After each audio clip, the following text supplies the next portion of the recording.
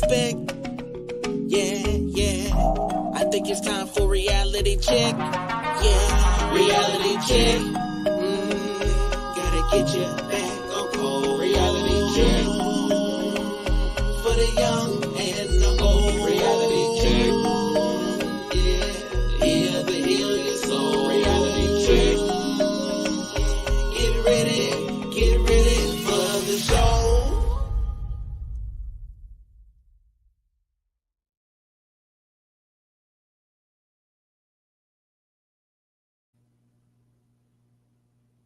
What up, though? What up, though? How you doing there, Eve? Miss What's Eve? going on, Dr. Winters? Happy Wednesday. Happy reality check. Thank you. You know, it is a wonderful day. You know, any day that I can talk to just Eve, I'm just overjoyed. Overjoyed. Family. Before we got on, I was mentioning to her that there's very few ladies today. When I was growing up, we always had three types. You had a woman, you had, in a sense, a slut, and you had a lady. And we had all these people like Diana Ross and others who presented that elegance, presented that style. And the thing is, this is that I think you're very you present yourself in a very good way, very elegant way and sophisticated. But again, in a sense, most of the time it looks as though a lot of our women today want to be, and maybe the men, they want to be sassy. They want to be, they want to be, outgoing. Ever since, what's his name made that song, Pop That Coochie, every woman got a twerk. Every woman that is definitely a feeling that's out there. The sass, you can feel the sass in the music and how people present themselves. I used to coach boys track and basketball for a time, and girls basketball for all that matters. But anyway, boys track, they wanted to wear like cutoff shirts, and I get it. They wanted to show their abs or whatever, or lack thereof, because they're, boys. But it was just very feminine to me. But then there's the skinny jeans era that I think is gone, because now it's other things like purse wearing and stuff. But I don't know. Everybody wants attention, and maybe everybody knows that sex sells, and since it does, that's an easy way to get attention. I don't know. Do you think that we're becoming desensitized to sex? Because when I grew up, when I was growing up, to me, we had been taught so much about the native people that if I saw a black woman, some Aboriginal, and they were nude, I didn't think nothing of it. But I thought that the women who were looking really sexy was the ones in a negligee, or someone with a nice fitting bikini, and that's weird. That's weird. But because it seems as though I should have been fixated on that nude woman showing her breasts. Up my, I keep making Indian sounds. Yeah, I keep making Indian sounds when I'm supposed to be in Africa, and yet I didn't. We just saw that as a primitiveness. No, absolutely. I think that there's a lack of people watching things like the Discovery Channel or the History Channel or anything that teaches you anything, because if you did, then a lot of the things that you think are like some brand new Discovery shit isn't. And then from there, maybe body parts would have been something that you got more comfortable with in an unsexual way. Because I guess like you said, if you were exposed to like breasts and butt, but they weren't in a sexual way, it was either in a functional way, breastfeeding, or just that it was there and everybody around wasn't like, ooh, look at them titties or whatever, then you wouldn't be like that. But now you've got censorship, and censorship, because it's people have already been over sexualized by, I think, the withholding of things, like teaching abstinence versus protection, is a slippery slope. But I don't just mean sex. It's kind of a what we are introducing our children to, and then what we're exposing ourselves to. And if all of the instances of the nude is in some sexual way, like porn or something else that's supposed to arouse you, then maybe you would think that you can't be showing that type of stuff because people are going to get aroused. Like people breastfeeding in public, you shouldn't get aroused by someone feeding their baby in public, as much as maybe you would just be like, I don't know if I want to see it, but then don't look. I don't know. Baby's got to eat, and maybe she didn't. I don't know, but I think it's a slippery slope. But I remember when I was a teenager back in the 60s, people would be on the train or the bus and they might have a little towel and they'd be breastfeeding the kid on the bus. I mean, I'm serious. No, nobody thought about it. 100% agreement. I nursed all 5 of our minis, and at no point did I ever feel like I needed to just whip my titty out in public to feed the baby, ever. As much as babies got to eat. And for the most part, places have places. But, if you are going to go that extra mile to find the place, you might find that your little special place is a bathroom.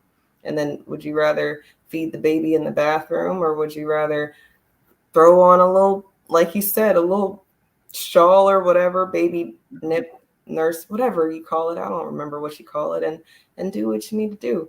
Or pump before you go out. I don't know. It's a lot of different ways that you don't have to just whip your boobies out. But I can't sit here and say that that's not something that is a very natural, normal thing that we need to be more accepting of. And then people be like, oh, it's boobies. We can't be showing them in public. But then you turn on the TV and it's titties and nipples and just a whole bunch of shit. It's insane. Yeah, but they're usually on a man now. So well, a male, he's the one with them and stuff like that. And just don't pay attention to the genitals. You're okay.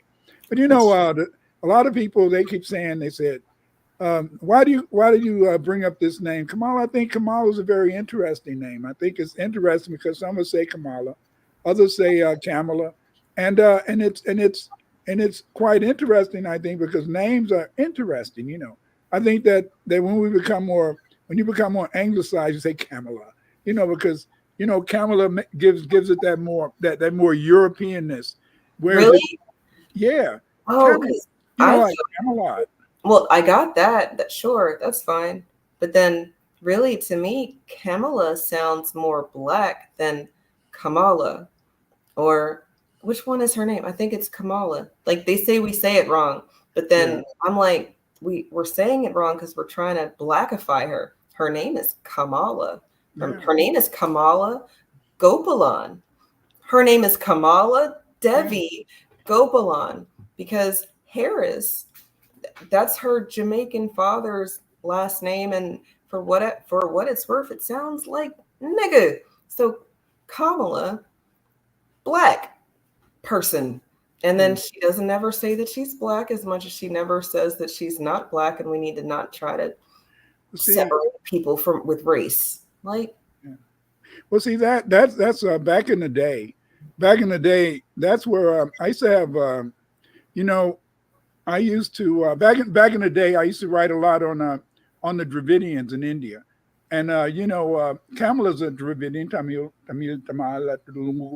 and I used to write a lot on them, and I wrote about the fact that they considered themselves Black over there, and in fact, a lot of them published a lot of stuff showing their Africanness. Yes. And back in, they did that.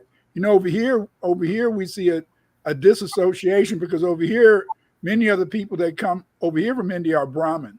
And because they're Brahmin, they come from the higher caste.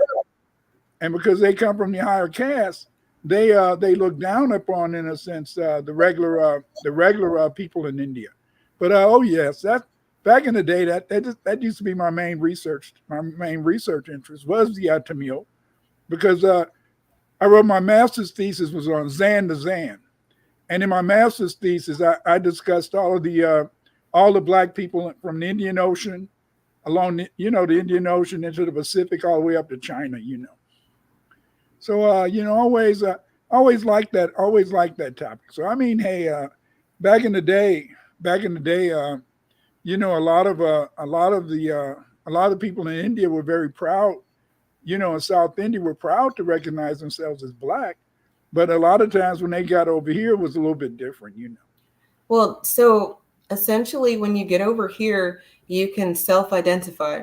Everywhere else, you are who you are, who you are, who you are, because there's no benefit of trying to act like you're somebody else, because when they find out that you're up there fronting, then I guess there's consequences for trying to jump ahead of the native people. But then when you get to America, you get to self-identify.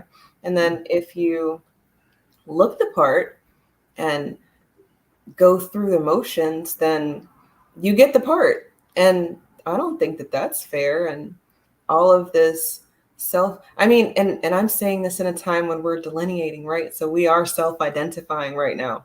I'm saying what I said with my full chest, because that's the problem. We've allowed people to claim our identity in the same way that I don't like transsexual people saying that they're women. You're not a woman. You can't say you're a woman. I'm a woman. We already exist. Mm-hmm. Y'all get to be something else. Whatever. You don't want to be a man anymore? Fine. Sure. Whatever. Cool. But you can't claim woman. We're already here.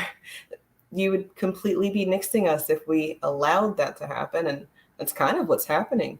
A lot of women have championed and campaigned for men to say that they're women. And that's insanity. But it's the creative spirit. Like I told you, often I get on and I talk about the fact that white people, they disassociate themselves from their bodies. They don't really, in a sense, see themselves as a stationary figure. Because of this disassociation, they're able, in a sense, to imbue in themselves the idea that they're different things. That's why names are so important, because see, names in a sense allow us to identify who we are. Names, in a sense, they create various types of effect. See, when we think of a name, we say, that's my identity. But see, your name is more than your identity, because most of the time, in a sense, they don't know it. For example, my name is Clyde. My mother didn't give me a middle name, So, but then when I became a Muslim back in the day, now I don't espouse any religion. I just say, because I believe religions lead to confrontations, so I'm just a believer. But back when I was a Muslim, I chose the name Ahmed. So that's why you'll find some of my earlier publications, you'll see Clyde Ahmed Winters. And so Clyde in a sense means, the river, and Ahmed means the praised one, and then winter means cold. So then Clyde Winters is the praised one of coldness. In other words, in a sense, it's so true, because see, for some reason, being a Clyde, people don't think about what I say until tomorrow. It's just like you, Eve. You do a lot of good shows and stuff, but the thing is that when you present yourselves on your shows, it's kind of like a secret. And so then when the people look at you, even when you're on this show, when we're on this particular reality check, even now, people, in a sense, they see you as a mystery, but at the same time, you have two different effects. The women seem to see you as a mystery, but then the men always see you as their woman. And you guys got to stop that ish. She got a mind. Yeah, she got a mind. So she ain't looking for nobody, but y'all stop. But again, in a sense, this is just the way it is. I don't understand. Maybe it's because it's Beauty and the Beast. So they can look at my beastly ass, and then they see, in a sense, then they see a symbol of femininity. And see, this is what is so terrible. See, because see, most of the time, except when you come to our show, except I mean, you try to cuss, but it just the cuss words just don't somebody sound used to that the other day too. I said, somebody, what did they say? I don't even sound right. You're right though. It's more for effect, right? Because are you listening to me, or are you lulled to sleep by the frequencies? Because I need to know if what I'm saying is having a different effect. And right now, I don't think we're angry enough. And it's not enough people talking about the things that they talk about online in their lives because of kind of what we were talking about earlier before the show. Just wanting people to not be uncomfortable about things or around them, or, maybe they lose a friend or something because it really is some dividing type of thing. Kamala's not wrong with that. She's not wrong that this is a divisive, which word is it? I don't know. It's a dividing thing that's going on right now. People are having to make a decision to know that what they're doing is not going to help, and they're doing it anyway, or something else. It is dividing, but not even in the way that they keep talking about it. It is all right. You're the historian here, and as much as I do go through history with my students in a form of, we read it together and I help them understand what they're reading, but not like I knew it before teaching it to them, right? So this is all a comprehensive thing for me. And I love it. I love the school that I teach at. I get to learn in real time. But is this like Kemet and Kush? Because it just seems like maybe a long time ago, there was a bunch of niggas who weren't the same, but they had to get together to do something that makes sense, because if they didn't, something else would have happened. Or maybe they were tired of being referred to as a place that they hadn't been in a long time, and they wanted to say that there's something new. I don't know. Not like it's a bad thing or a good thing, but this time that we're in right now just seems familiar in a way that I've never experienced it, but you might have read about it in your studies. But see, that's the whole point, is that, you have the book, versus, in a sense, apprenticeship.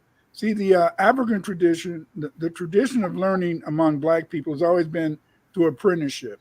You learn under somebody, and then, in a sense, they teach you writing. See, the one thing that many Black people understand is that the white man, in a sense, or let's just say the European or the Caucasian, he's always, in a sense, understood that he didn't really want us to understand the importance of names, the importance of knowledge, the importance of the book.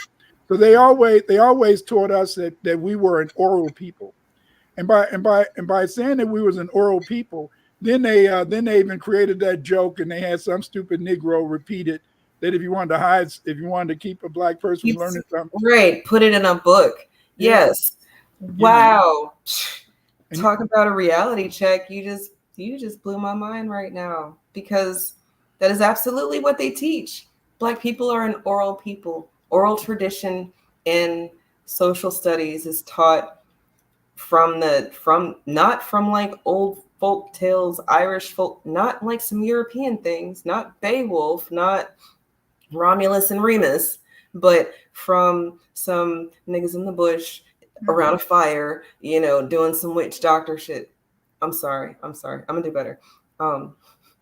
Some continental African people, tribally, in the form and fashion where they say that we're bush people. We didn't come from civilization. We came from the huts and the wilderness. So we had to talk about it, because, well, what would we have written it down on? Like, that's what's taught in schools today in 2024. And that's insane.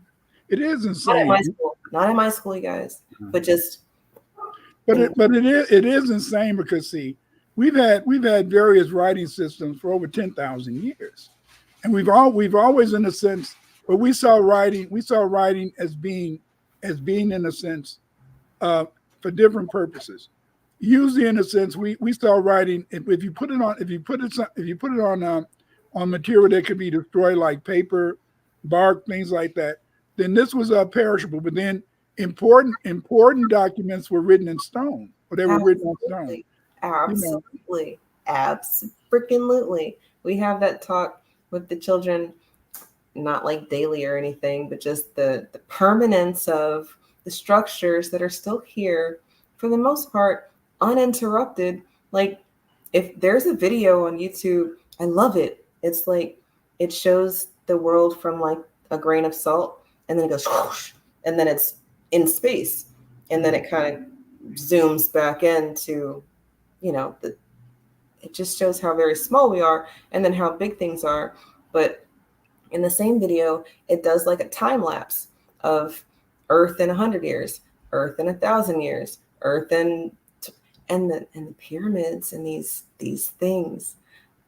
Nothing happens to them. They're still there. So all they've really done was AI'd us out of the future. Because why wouldn't we be here? If our structures are still here, we would still be here. We wouldn't have made something that's going to last longer than us, unless maybe there's another crop of us coming or something. I don't know. Like it's spaceships and aliens and stuff. I don't know. In their imagination, you have to understand is that knowledge is relative. What I mean by that is that white people, in a sense, the European is always he loses knowledge and he regains knowledge. In other words, in a sense, he loses the way to produce knowledge, especially writing and reading, but then he'll regain it over time. See, it's just like now we're at a crossroads in terms of the European. And what do I mean by that? We're at a crossroads because we see that Europeans are moving towards that tendency. Look at the people in the South. Look at this conservatism. They're moving. They're moving back into making people ignorant. Like now they don't want Black history taught in the schools, but in generally they took civics out. Right. They took civics out in the 70s, and that's why. But back in the day, I'll never forget when I was at university, and so I was in this media class, and it was to teach social studies, and then in a sense, one of the professors said, "Mr. Winters, why are you studying social studies to be a teacher?" I said, "Oh, so I can inform the kids, I can help the kids to grow." He said, "No, you're not." He said that as a social studies teacher, you're a propagandist. You're supposed to indoctrinate people and allow them to feel comfortable being Americans. So you're supposed to teach them social studies so they can feel alive. Absolutely. I mean, that starts in kindergarten with your citizenship and proud to be an American. And then it's compounded on each year as you go through the public schooling that is available right now for free. That's why I say the Department of Ed probably needs to just go, we did a lot better teaching our own than we're doing having them not teach them anything for hours a day. And then they have to take tests where it doesn't matter at the end of the day because they're not prepared for the work that they need to do to make the money that they need to make to be comfortable. All of it is a setup. It's all a setup the way it is right now, but it's working how it's supposed to. You're not really supposed to be thinking. You're not really supposed to give a damn. You're supposed to shut up and vote, pay your taxes, and don't break the law. Shit. Like, and if you don't work, we'll help you out depending on who you are and when you ask. And, there are some requirements and, right. Like and, that. and so then people are probably saying, why did you choose Kamala or Kamala? Why did you choose her to represent names? And I chose that name because that name is a very interesting name. But it's a name today. It's a name that's supposed to have two effects. It's a name in a sense that that white people are supposed to see as someone who they should feel comfortable with, because the fact, in a sense, that she's a woman. But then it's also a name in which, as Black people, we're supposed to vote for her. Even though she said, we asked her, are you going to do anything for Black people? She said, no, I'm not going to do nothing just for Black people. This is what she told us. That's what she told us 4 years ago. And if people need a more current example, when she was asked, what she said is we're not looking back. We're going to unburden ourselves and make an economic opportunity for everybody. How does that help Black people at all when she knows that we've been consistent about the rising tide does not lift our boat if it's got a hole in it? You can't do this anymore. It doesn't work. And and subliminally, what another thing that I like, I brought up Kamala in terms of a name is that she represents, in a sense, this whole idea, as you said, to the average Black person, Kamala. It must have been some ghetto twat, some ghetto twat in a sense, because nobody names their kid that unless they're Black, because your name should be Alexis or Diane or Patricia. Right. Yes, absolutely.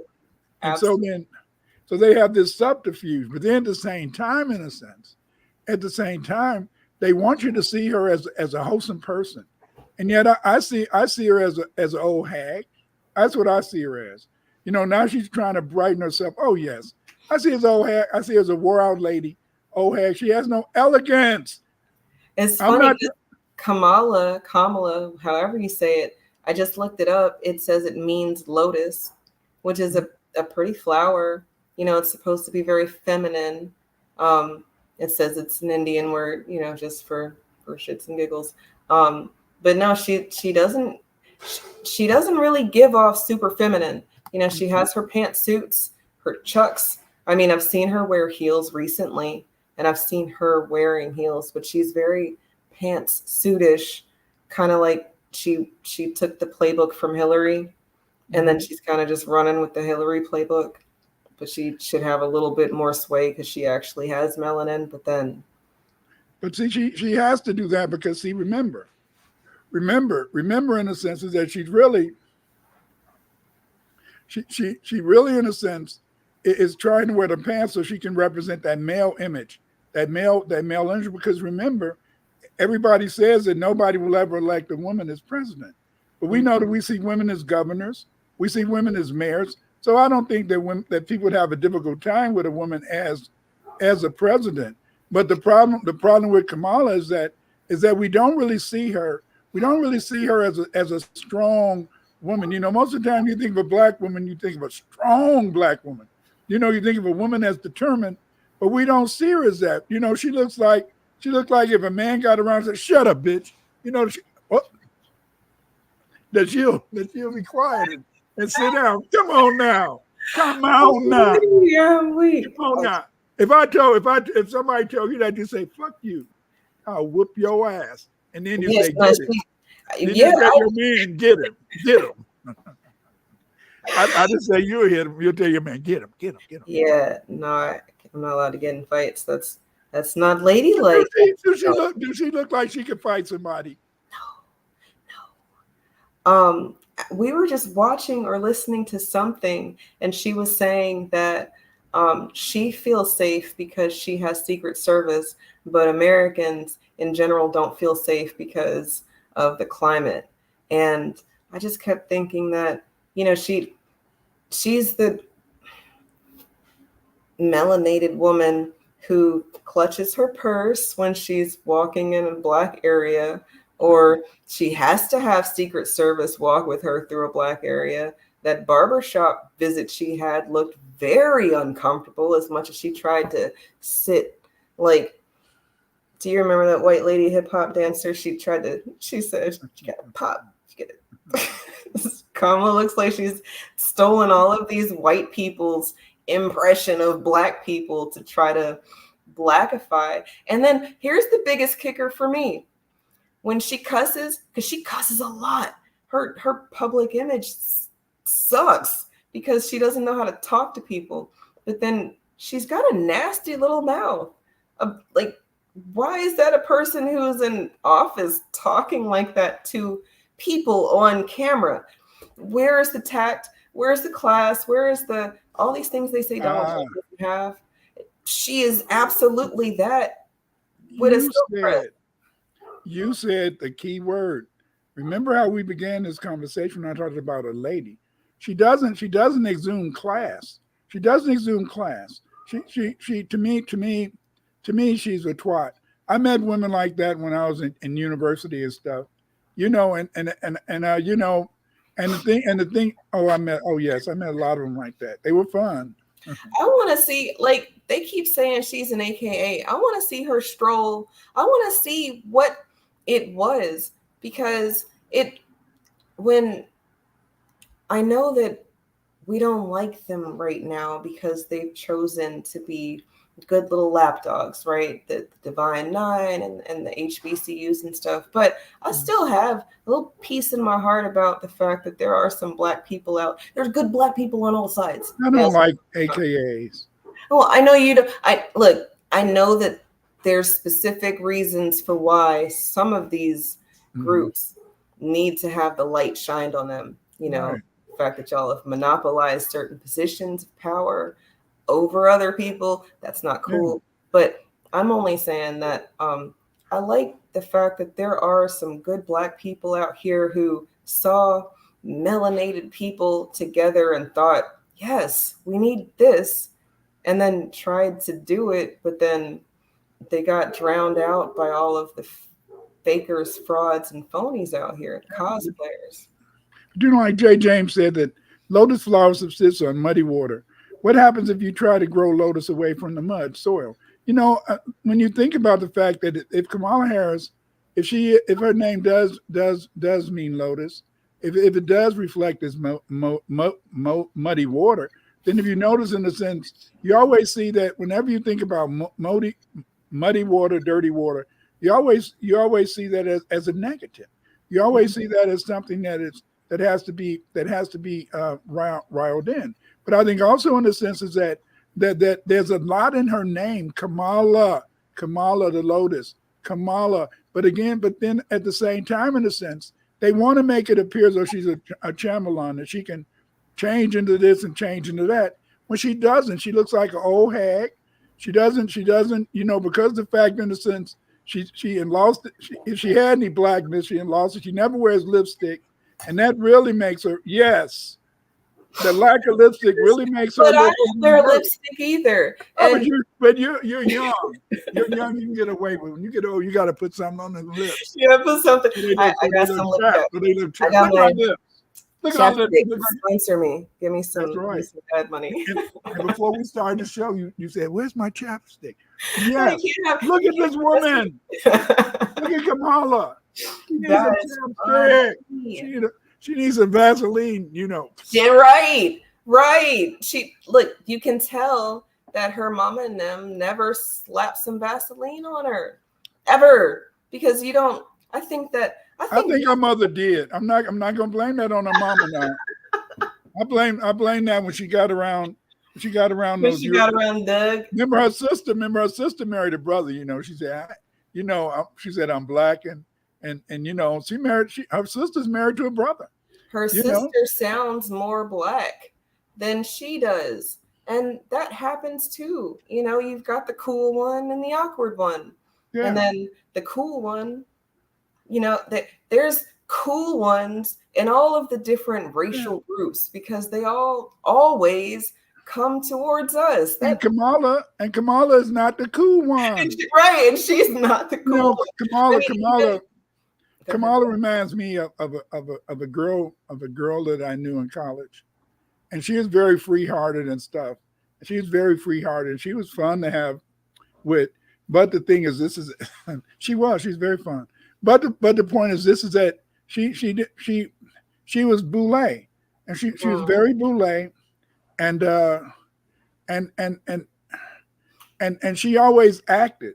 You know, she always acted. She may have cared a lot about me, or she may have even loved me. I don't know, but I didn't take her serious. When you say she acted, you mean in public or she did this. Everybody keeps saying Kamala is code switching, but you don't code switch for us. You code switch for them. You know, that's when you would code switch, if you code switch. All these quotes, because really, why y'all can't just be you? Really, whoever you are, can I understand what you're saying? Can we do business? It's a lot. What I meant about this girl is that she's a pretty girl, nice girl, pretty girl, and outwardly people didn't know outwardly how freaky she was, because you wouldn't know that until you got her in that situation where she's a nice girl, but at the same time I didn't feel that she was genuine. You know what I'm saying? And see, this is what makes it difficult, I think, and with Kamala. I don't see her. Chameleon. Well, that'll be a good name, Chameleon. But the thing is this: I don't see her as being as genuine. Because see, remember when she was with Willie Brown or whatever, and out in San Francisco, or whatever. The thing is this: is that she's a woman who plays a role that can get her whatever she wants. And I remember I had a little pissy ass job, and I had this girl. She's my secretary, just picking shit off. Oh, let me pick that off you. Pick that off you, Mr. Winters. So what the hell is she doing? I don't want her. I don't want you. But the point is this: is that she was trying to be flirtatious. Yeah, and trying to move up, but she thought she could move up. Maybe in the bedroom or something like that. But I mean, my wife, my wife was, shit, I couldn't hardly handle my wife. What the hell am I going to be looking for another woman out there? Damn. If you let your wife be natural, if you let your woman be natural, shit, when do you have time to go out with somebody else? I don't know. But again, she was okay, but that's what I see Kamala as. I see her as those girls. They were fun. They were fun in a sense in the bedroom, but you didn't really feel that they were genuine. You really felt in the sense that they played these roles, and I mean that's probably why she never had a child, because she got chlamydia or something. But because the thing is, this is that having all those guys, and just the fact that you will sleep with somebody to move up, to me. To me, that's not wholesome. To me, you created a name, and the name to me is twat or slut. Oh yeah, come on now, It's just you say it so plainly. I went to school in the 70s when I went to the University of Illinois, the first night I got there, they was having a party at this dormitory, and I had to walk through the cornfield. There was people screwing in the cornfield. Oh. We had a rec room. I lived in Illinois Residence Hall at Urbana. People having sex in front of everybody with just a blanket over them in the rec room. That's what white folks was doing. Yeah. I'm not talking about the black ones, no, white folks. It's just it was like Cop City and stuff. But I'm talking about copulating. It was just crazy and stuff. Then my dorm rep, he had all type of funny gonorrheas and shit. I said, damn man, why don't you leave them women alone? I don't know, man. Hell, it's turning green. I said, damn. What the hell wrong with you? Maybe it's time to put it away. Yeah, it's a lot in the name. And so when I see Kamala as one of those girls. I see Kamala as one of those girls, and her history is a history of somebody who would do anything. See, if she would do anything when she was in San Francisco to get to those positions, I know that as president, she would do anything to bring us down as the American people. I don't give a damn, because see, I call myself an FBA, Foundational Black American. But it's something about that flag that I can't associate with. I can't associate with the red, white, and blue. See what I'm saying? And that's weird. I was thinking about that the other day. Is that why, Clyde, you say you're FBA, but you do not like that flag? And I think it's because that flag, I feel it doesn't represent me, you know. And so Do you as I like the Black American heritage flag, the black, red, and know, the gold? red, white, and blue. Well, right. So you don't like that one, but Right. do you like any of our other flags? Yeah, I like the you know, the red, black, and green. I think that's cool. But But what I'm talking about is that why yeah, do I want to associate? Why do I want to associate or identify myself as an right, American? right. But Okay. I don't respect. I don't look at that flag as being important. Okay, for example, my wife, my baby doll, her uncle, he was at Iwo Jima. He was at Iwo Jima, you know, and so he was fighting at Iwo Jima, and he said that you know, you see movies on Iwo Jima. That was where in you know, on TV they show white boys raising flag. He was there. It was the black Marines who raised the flag. And he said, Clyde, when I was at Iwo Jima, the Japanese caught my ass and they said, "What you doing over here? What you doing over here?" They said they took his machine gun and said, "Get out of here," you know. And see, and that was Iwo Jima.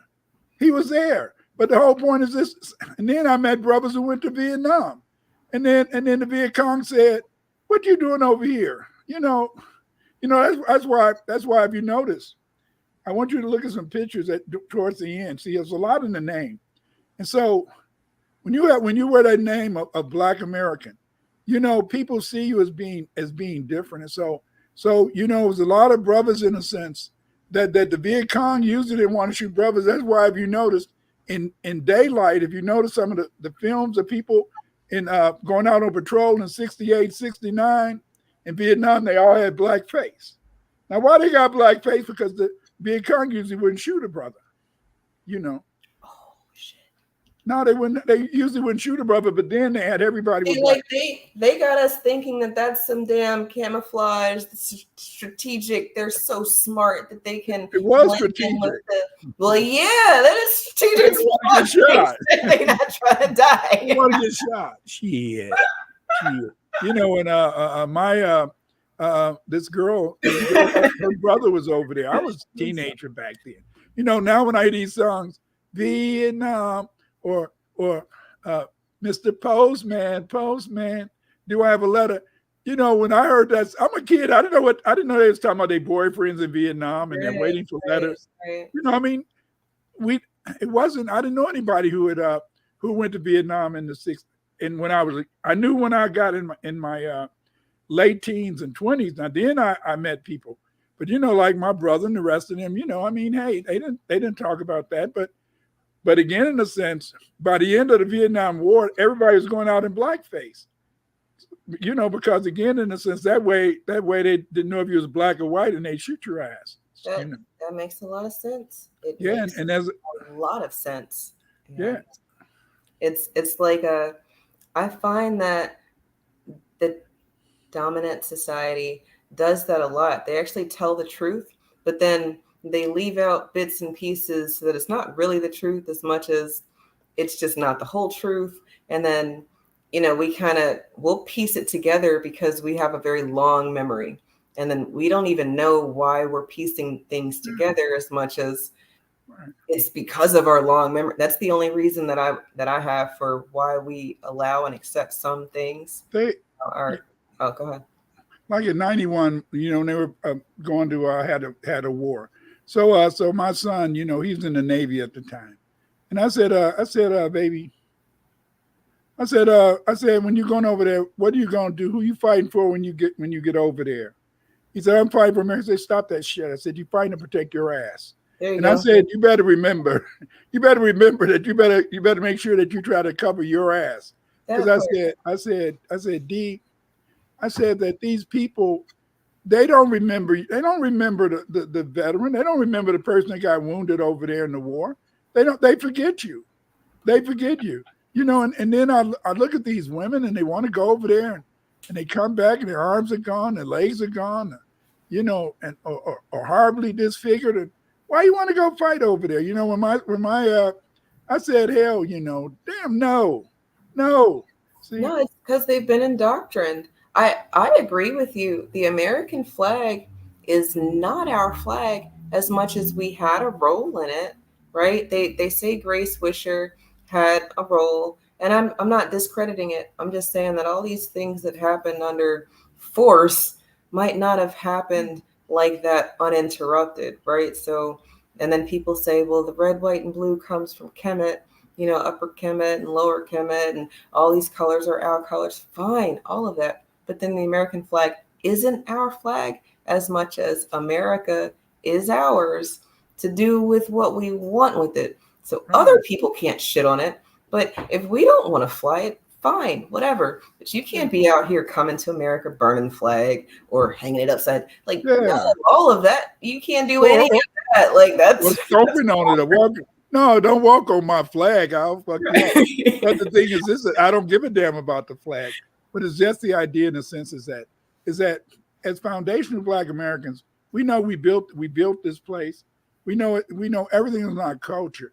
I mean, it is just so fantastic. And for years, I never really recognized that American culture was Black culture. But then, just like just the other day, they were talking about the Mexicans going with Mexican Independence Day. You're not in Mexico, but that's what they celebrate. Oh, yeah. I saw that streets the cars were shut down because of the caravans. And then I saw the interviews, and they were saying that, well, we thought it was going to be lit this year, but it was kind of not lit. And I'm like, okay, you're in the United States of America, not in Mexico America, because there is a Mexico America, there is a Canada America. If all this shit is North America, like all three pieces are American, and you need to carry your ass back across the border if you want to turn up for Mexican independence. Like, see, but that's why names are important.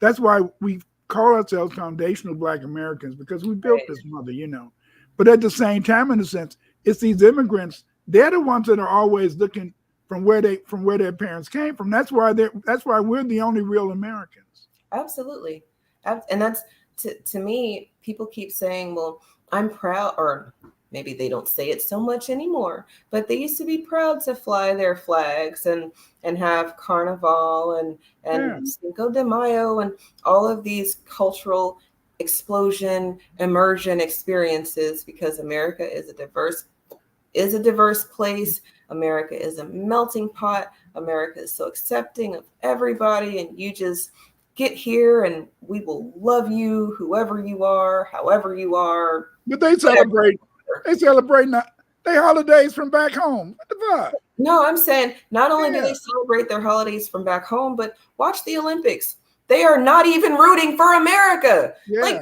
how treasonous are you that you can't even be on goddamn code for some superficial shit? Like, the Olympics is not anything political as much as we should be able to show, a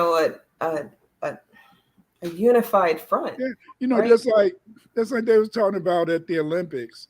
That a lot of the Jamaican athletes, they wouldn't in a sense celebrate the FBAs. But the FBAs would celebrate theirs. Yeah. We are the only, a lot of times people, they try to argue with Tariq Nasheed, and they say, you're not a Pan-Africanist. We are the only real Pan-Africanists in the world. Yes. We're the only ones that believe in by saying that we're foundational Black Americans. That means, in the sense that we're saying that we are Black and that we're associated with all the Black people on this planet. But the Black people other Black people on this planet, they don't recognize us. They can't relate to us. See, how do you suspect a Jamaican lady always trying to, kick her ass out, and then she meet Eve. She meet just Eve, an elegant FBA woman. What are you talking about? She got blonde hair. So what the fuck? That's because she don't want you to see the gray. But real. That's so real. You hit my wife used to do that, so I know that's what it's for. They don't see the gray. You see, and then that way. See, listen, family, don't tell nobody this is it. Don't tell nobody, but they say Black don't crack. But the sisters, they understand that when you get gray hair, make it blonde or something. That way it don't show up so much. You're not supposed to be telling them secrets as much as that. My hair doesn't hold secrets. If I tried to dye it black, because my hair is black, it won't dye black. Just the black hair will be more black, and the white hair, it's white. It's almost it's not like, Well, see, a lot of, I don't know. you know, it's very few black women have black hair. A lot of times they have auburn, or they have it's either auburn, but in a way it's sometimes it's virgin on trying to become reddish, but not really reddish, but it's that auburn, that kind of black red or whatever. So again, in a sense, but because the fact that we're not allowed, you're not allowed, and I'm not allowed to be my natural self. I had to be some type of fake. I had to be fake. And that's one of the reasons why, in a sense, names are so important, but that's why we really don't want to associate with names. We don't really want to deal with names. Brother, mother, father, sister, girlfriend, boyfriend, husband, wife. These are all words, but they're all names. They're all identifiers. Right. And each word gives us a different identity, See, I can say I love you, you see. But see, you'll know in the sense that my love will be different from when your man says he loves you. That is a different meaning. You can still love both of us. You see, that's the only time you can love two men at the same time. Because see, but the whole point is this, is that people don't understand that there's degrees of love, but there's names. There's names. And see, the thing that can hurt you, what hurts you the most? If you have a love affair with, what's that? If you have a love affair with black people, you will be hurt. You are hurt more than anything on the planet, because you love your people so badly. You love your people so sincerely that it breaks your heart when you see them, going around, and being coons and being Uncle Toms, or just don't understand who they are. See, it's just that we allow these people just like, Glorilla, Sukihana, a lot of that, their parents are immigrants. And let's just face it. Remember, an immigrant will do anything to get his green card. And I don't care who they are. Immigrant people who move from one place to another, they're ready to do whatever it takes to make it. And that's bad. It is. I like to point people to a timeline of sorts, because if we weren't having these problems prior to certain people coming here, then maybe the problems could be related to them coming here. I think you told me about the crack epidemic and Jamaica's involved, right? So if there were no Jamaicans here, then maybe we wouldn't have been dealing with crack like this. Yeah. Sure, they could have used somebody else, but then maybe we weren't as infiltratable without these cosplayers. Look at how right? look at how long, in a sense. Look how long the Italian mafia controlled the heroin trade. But look how few black people became heroin addicts. These are mainly your elites, musicians, jazz people. There you go.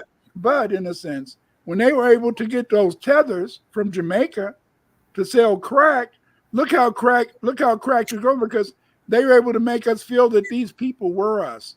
We could feel this sense. I mean, they showed that they took out 3,000 people in 1 year, the Jamaicans, so they could dominate the trade. You see, and and then when you look at the gangs like the Blackstone Rangers in Chicago, right, or the Blackstone Rangers, they wore red, and then they became the Crips out in L.A. And then the Disciples in Chicago, they were blue, and they were, in a sense, the other group out there. And so it happened. But see, both of them was founded by the Catholic Church. Catholic Church. Because remember, the Blackstone Rangers weren't. Well, wait, you just said the Disciples. Wait, there is a whole religious undertone in that anyway. Yes, they do. And then, the 5 pointed stars. It's a religious significance. Not now, because these people. Well, right. But See, nowadays, these people, they don't know about the religious significance of these games. They don't know why one had a 5-point star, another had a 6-point star. See, but again, in the sense is that the star is also a symbol of what? Star of David, Star of David. Star of Jesus. See how, but and then look at this. That both the disciples that became, in a sense, the what's the other game? The Crips and the what is it? Yeah. So the Crips, and since they had the blue, they were the disciples. Then the ones had the red, they were the thing, and they all both came from the Catholic Church. How could that be a coincidence? You had the Catholic Church. You had the Catholic Church that started our gangs, and then when they wanted to destroy us and make us give up on Black power, then they got some tethers, some Jamaicans to sell us in a sense crack, because it was easy for them to filter into the community. They look just like they, but what do Kenneth say? They not like us. They're not like us. Kendrick said they're not like us, and they're not like us. The fact that I've seen more white people use that video in their videos, and it's strange to me because it's like, wait, you're not like us either. But then there's a whole joke because they're like, y'all not like us, and then it's like everybody knows, and nobody gives a damn. Not nobody, right? I don't mean nobody, because I care, you care, Creative Junior cares, we care. But then the masses that have this big funk about things don't do the things that would show or reflect that they give a damn, because they just go with the flow. Suki Hana and Glorilla should not have a mic, because it wouldn't be possible to get airtime when we have other things on the air. We don't control the airwaves. So then we're subject to whatever. We don't control anything. See, unless you try to, like, we've got people who are breaking the mold in real time, right? Yoshi Mod makes music, and for what it's worth, he's got 2 songs that I think that my children have requested daily since they've heard it the first time. And if my family doesn't get that man to 1 million billion views on them songs, then it's just because people there aren't enough likes or clicks or views. They're looking for society's mark of approval versus checking it out on their own. I don't really know. It's like I know a lot of your videos that you do, you do them. I think you usually do one on Monday, you may do one on Friday. I notice a lot of those videos, and I know they're getting more views than they put down. They put down 25, 40, 100, 200. It's all black. It's like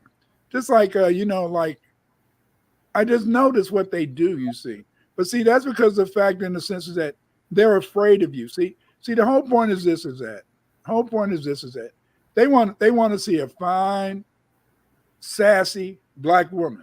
That's what they want to see.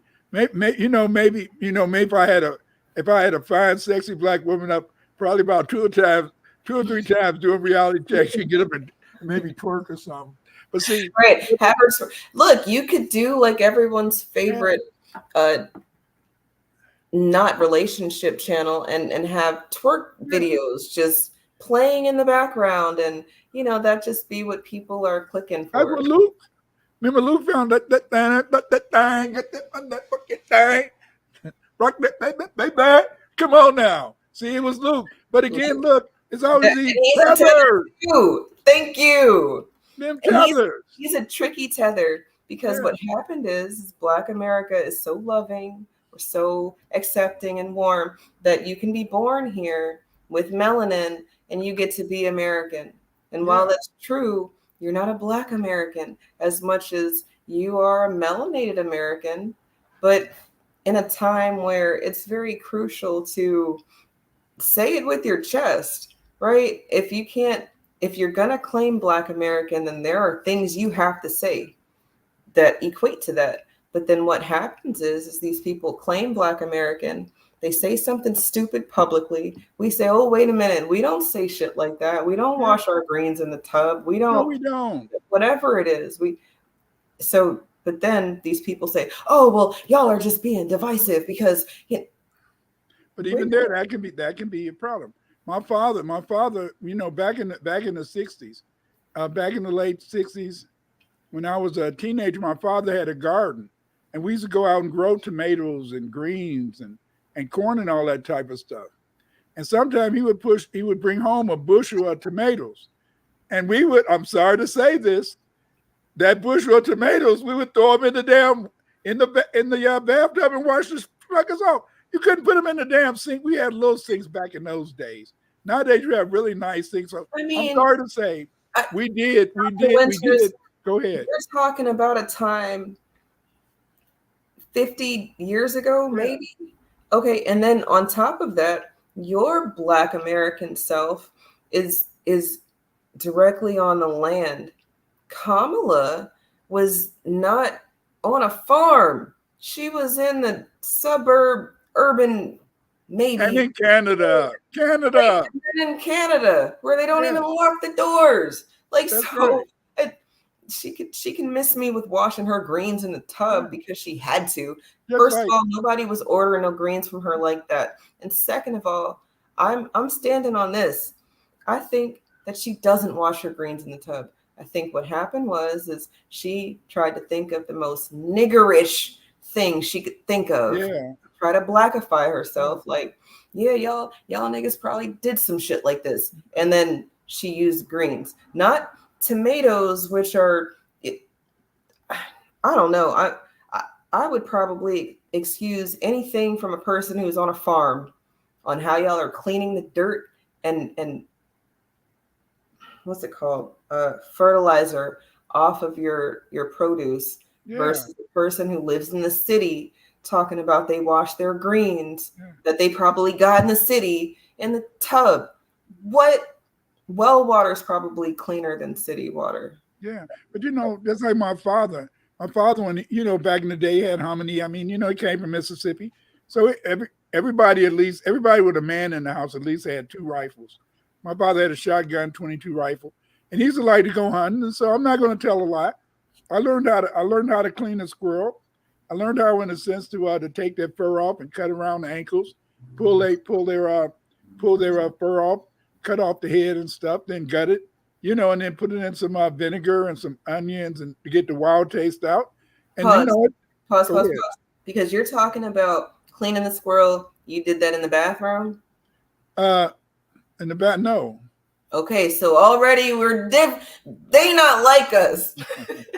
No, I didn't do it in the bathroom. I'm sorry. My father would have whooped my ass. What the hell are you doing in the bathroom? You go. There's things we know. Like no, Kamala, no. But I'm sorry. But remember, excuse anything that you did growing up or anything that people in your generation did, Black American, however y'all had to get to here today, whatever. I don't care what it was. But now you, I don't think you can go to any Black person's house now. I mean, my mother, she didn't even hardly want to cook my father and rabbits and shit. She didn't hardly want to go, I'm not cooking that ish, you know, and selling to somebody else. So you can kind of see even in the 60s, even in the 60s, she doesn't need no rabbit meat. Yeah, even in the 60s, a lot of our families were moving away, but that was survival back in the day. Back in the day, you know, you lived back in the day in a sense. You know, rabbit, squirrels, you know, hunting. Hunting was part of growing up in the South. Right. And that's what they hunted, was squirrels, rabbits. And then you know, white folks, when they was up here, they was hunting deer and stuff like that. But you know, you didn't find no deer down there. I mean, sometimes when I read the history, it used to be buffalo in North Carolina, Virginia, Mississippi. Used to be buffaloes. Yep. Buffaloes, and they killed all them buffaloes. All them buffaloes. Yes, yeah, it was steak all over the place. That's why I like steak, I think, because them brothers was down there in Mississippi killing them damn buffaloes. So that's why I like steak. Ow! Look, that might be why I can't let go of the protein that, you know, we get from meat, because You know, I feel like you are blood type. You know, that's a name, but then it's a name that everybody can't share. You are the blood type that you are. Right now, they're trying to switch chromosomes, but blood type, you can't fix your blood type. You are that O positive, O negative, AB, A positive, negative, whatever it is, that is you. And from there, I think that I read this book, How to Eat to Live. Maybe that's what it's called. No, Eat Right for Your Blood Type. And it kind of gave diets for, your blood. Go ahead. I'm glad you brought that. When are you and Yoshimod? Yoshimod already forced him. We forced him to publish his book. I know, right? right? See your book. When are we going to see your book? Yeah, it's coming. Definitely. We do have a family book on the site about the moon and the sun, but we're revamping it for the family. Give you some new illustrations. They're all hand drawn. I'm an artist. Like, Nothing I have wrong to with be in that. the mood for it, and then and then I can draw it or whatever. My wife was an artist and stuff. She got a few of her paintings are around the crib and stuff. But you artists are creative. You artists always. My wife was always doing something. She's always doing something. Right? We tinker and toy, and we've got little projects. I got a billion projects right now, and the only thing that's really keeping my interest has been food, because everybody likes food, and then just the minis. They like art, so I'm trying to teach them what I know without having learned how to teach them what I know, even though I was taught some of these skills by a teacher. And that's because you want them to know and love the art. And see, if you want them to know and love the art, then you can't have it as structured as maybe you learned it in art school and stuff. Right. Oh, first draw a circle. No, you didn't do it right. No, right. You can't do that. You gotta let them go through it. I want to let people. This is a book that Yoshimod just published. I'm very excited because I begged him to do it, so I got to say it. Yes. Parents looking for a story that would not only captivate your little one's imagination, but would also teach valuable lessons. The Bloom, bedtime story for the young at heart, takes your child on a magical journey to ancient Kemet, where the goddess Sister Andito brings life, love, and healing. Through this enchanting tale, your child will learn the importance of nature, compassion, and positivity, all while discovering the rich history of Kemet. It's a story that inspires self-mastery and love for the world around them, making it the perfect bedtime read for little dreamers.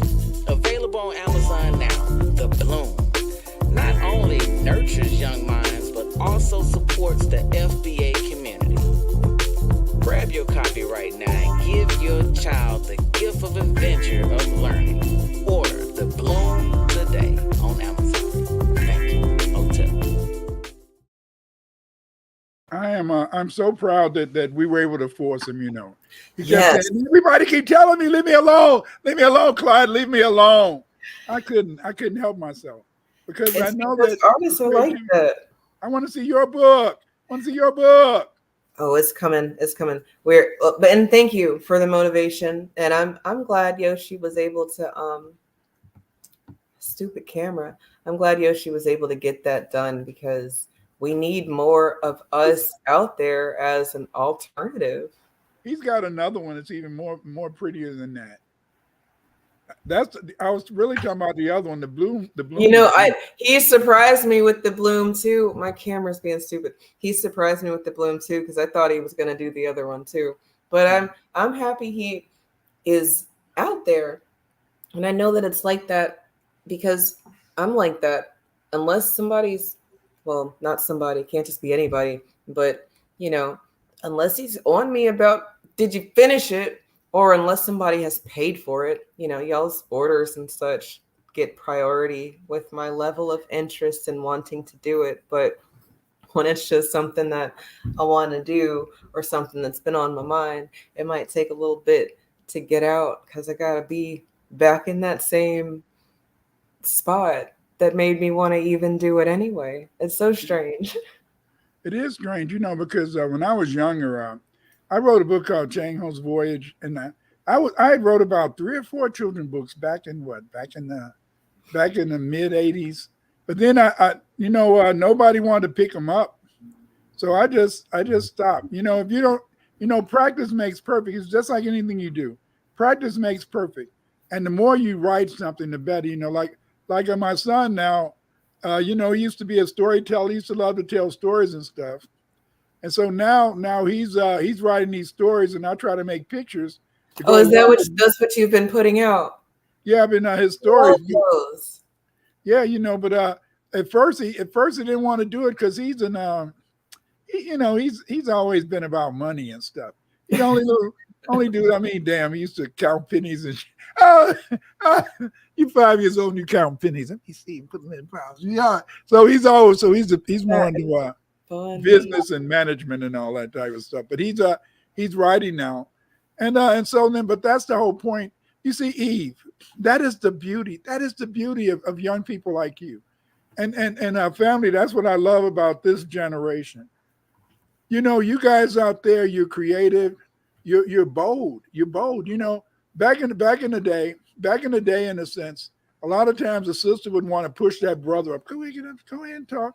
But now, in a sense, now the sisters are not waiting. Back in the day, we wanted in the Black Power days, we used to want the sister to cook some chicken and shit, and keep the chicken coming. Yes. And then you had some sisters peeking up and stuff, but most of the time they didn't really want to push the sister forward.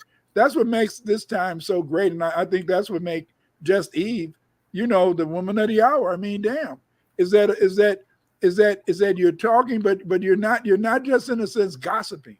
And see, that's the beauty of it, is that when you talk about current events and you talk about what's going on with Diddy and the rest of these people, yeah, that's gossip.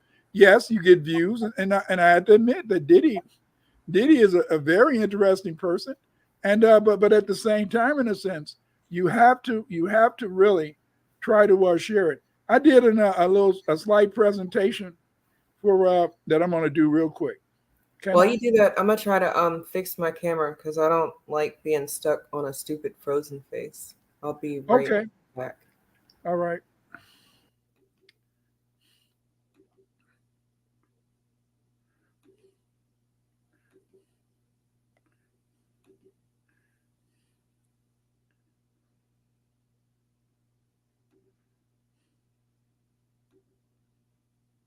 Okay, what's in the name? This is something that I think we should really think about it. The metaphysical aspect of a name often refers to the deeper, symbolic, and spiritual meaning it carries beyond its literal identity. When we think about the fact, like this whole idea about Kamala, what is Kamala? Okay, Kamala, some people can see that as maybe an African name, but we know it's an Indian name. We know it means lotus. We know that they say that lotus means grows in the mud and stuff. And so then, but at the same time, in a sense, although that's her name, we provide meanings to these names that have nothing to do with what their real meaning is. Often, in a sense, like I told you about Kamala, to me, I see an old hag. And the reason I see old hag is that she let herself go down. Now she's trying to pick herself up. She's trying to be more deliberate. She needs to get a different hairstyle. That hairstyle is dead, but she has such a white identity. She has such a white identity that she doesn't know how to really, in a sense, get a really nice hairstyle. Maybe she should talk to her sister who didn't lose her Black consciousness. But the point is this, is that there are metaphysical aspects of a name. And, the metaphysical aspect of a name often referred to the deeper symbolic and spiritual meanings it carries beyond its literal identity. A name metaphysically symbolizes the essence of who a person is. It carries vibrations of the individual's personality, life path, and soul's purpose. In many spiritual traditions, names are believed to be a reflection of one's inner self or soul essence. For example, I tell you that I used to write under the name Clyde Ahmed Winters, and I liked Clyde Ahmed Winters because Ahmed means the praised one, and then Clyde, in a sense, means like heard from afar, and then the winter is cold. So I used to like this. I liked Clyde Ahmed Winters because that meant He was heard from afar that is cold-blooded. Cold-blooded. Every name is thought to have a unique energy or frequency. In practices like numerology, letters are assigned numbers, and a name can be analyzed to reveal insights about a person's destiny, life path, and strengths. And isn't that true? The sound of a name itself is considered to have a vibration quality that impacts both the person who bears it and those who speak it. Every name is thought to have a unique energy or frequency. In practice, so as a result, we got to be able to speak and say it out.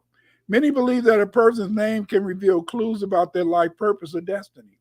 In various cultures, naming ceremonies are spiritual events where the name given is seen as part of one's path in life, aligning with their future achievements and challenges. For example, in modern society, a lot of times we have to think of names of our children before the children are born, because most of the time they want you to have a name to put on that birth certificate. So a lot of times, we don't really go into an intricate process. There's some people like to have names that are all in a sense of the same letter. Like my baby, my knee baby, my baby son, all of his kids have a K in their name. So each one has a name that begins with a K. For me, I just picked out names that I thought was kind of cool. Pronouncing someone's name invokes their essence, presence, and power. Think about that. Pronouncing someone's name invokes their presence and power. The metaphysical belief is that the sound of a name can affect the person on spiritual and energetic levels, invoking certain traits, abilities, or lessons. For example, when you say just Eve, when you say Eve in a sense, what do we think about? When you think about Eve, you think about what? Creation. You think about the beginning. So when you add just Eve to that name, what are we thinking about? We're looking at a woman in a sense who creates that primordial origins of us as a people. And because in a sense Eve is female, that means in a sense that she has that principle, that creative principle, that life force. Do you get it? See, every name is important.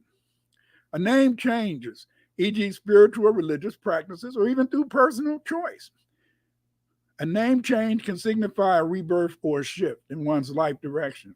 The act of naming or renaming oneself can metaphysically mark the transition into a new phase of life, often associated with empowerment, clarity, or spiritual awakening. That's why in the 60s, we had our names given by our parents, but we added our African or Islamic names or Swahili names, because the fact is that we want to have that unique identity, but we want to have an identity that reflected who and what we thought we were. Names facilitate the connection between individuals in the physical world, but may also be seen as keys to how individuals are linked to the universe. In some spiritual perspective, the name is believed to vibrate in harmony with universal energies, impacting how a person interacts with others and their environment. Very important to understand. In essence, the metaphysical aspect of a name suggests that it is more than a label. Listen now.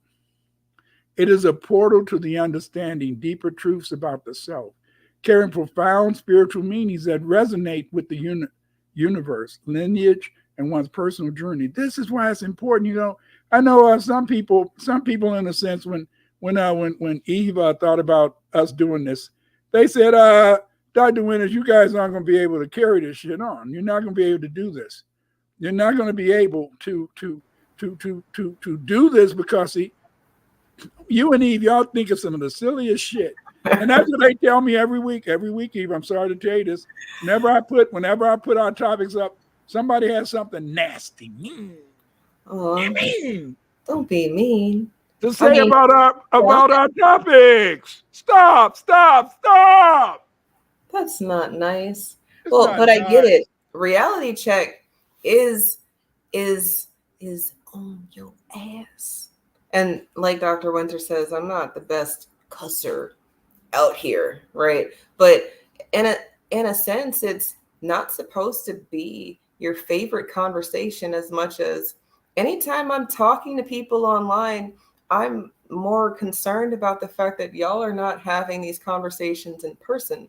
So you can't really be comfortable around me because I'm going to be talking about, are you talking about this to the people that you're around? Are you okay, yeah, you feel this way, but what have you done that reflects this? I'm looking for receipts. It's so strange because during my tenure with the New Black Media, there are some constants that are absolutely necessary in order for people to do things that need to be done. And then people don't do those things.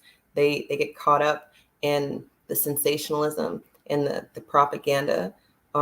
They've bought into the lies. Earlier, we were talking about how public school is indoctrinating these children with basically lies. And then it's up to the teacher to solidify those things. You know, you're a good student if you do X, Y, Z. And every year you get a little bit of more responsibility on how much you're supposed to be able to give them. And then you're still a good little student as long as you sit in your seat, raise your hand when you need to ask for something, you participate. You know, your civic duty is participating in class, doing your group projects and turning in your homework and stuff on time. And then you get out here in the real world and you find that you want more than just this automation. And from there, it's a lot of trick bag, like we said. I was listening to your PowerPoint, and I think that names are definitely a marker of who the person is. And it's so spiritual to me because I feel like they're chosen before we even choose them. I know that people do that thing, you know, that all your kids have the same first initial or sounding name or whatever. I like that you just went with something that sounded cool. I think that that's cool. And I get that there's a section of Black America that tried to find their identity in a time when people were told that you don't have an identity. So then you had to go try to figure it out. Like you knew that they were on to something, but what they were on to, it's not where a lot of people landed because they went religious or they went super continental. You said that Black America is the only Pan-Africanist on the planet. And you're right. We're the only people who left home to teach people about what's going on. You cannot name en masse any other melanated people on the planet who left home to do that as much as Black America did it. And you being a person like that, my boss, the director of the school, being a person like that. Shit, Umar, if he's been off the damn continent, has he been to Africa? Has Umar been to Africa? I don't know. So if he's even been to Africa, then it just shows the Americanness of sharing information versus I think that every Black child I've ever been around in my own experience and in my teaching experience has asked, well, if the slaves are from Africa, why didn't Africa come and get them? You know, if they were taken from Africa, why didn't they get any help? And that's a very good question, I think. I don't necessarily have an answer for them as much as, you know, we were taught some shit. Go ahead. I have an answer, and the answer is that most of us didn't come from Africa. Well, that is the answer. That yeah. I just mean the humanity aspect. Like we're all being taught that we were from this place. So where are these people to help us? And they're not coming because they don't exist. Like you said, right. That was just a great lie. Like, you know, it's just like you know, like a lot of times when Tariq, he's the only brother I know that loves to just argue.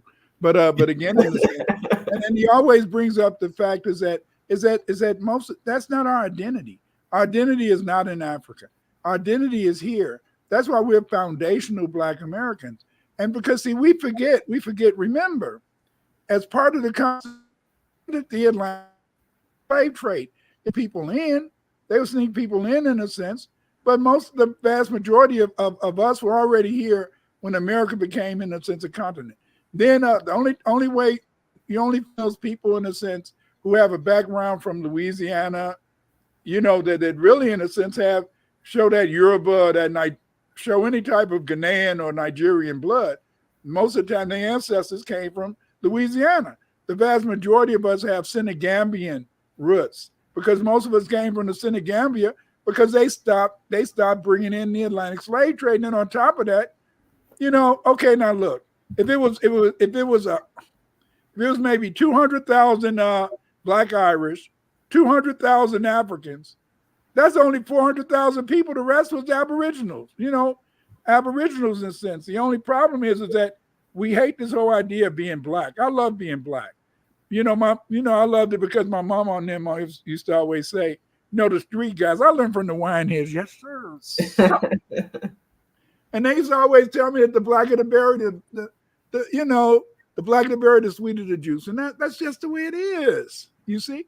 And see, but for a long time, I read Herskovitz, and Herskovitz said Black people didn't have a culture. But then when I started really looking at it, I started seeing that the American culture is our culture. Because everybody, just like this time of year, the Spanish is always trying to play up Mexican Independence Day. You live in America now, but you're an immigrant. The Polish people, they want to do Polish Independence Day. We're FBA are the only people that are the real Americans. We're the only real Americans. That's why we're foundational Black Americans, because we're the only real Americans. The rest of these people are immigrants. They're others. It really bothers them that we would take on the colonizer's name, right? They keep saying that, but I feel like, what's in a name? Like, call me whatever the fuck you want to call me. Just make sure you pay me on time. And right now the payment's a little late, and we've been very nice about it. And y'all know who we are, and why are we pussyfooting around behind it? Outside of the fact that they're trying to make it a very confusing playing field for Black America.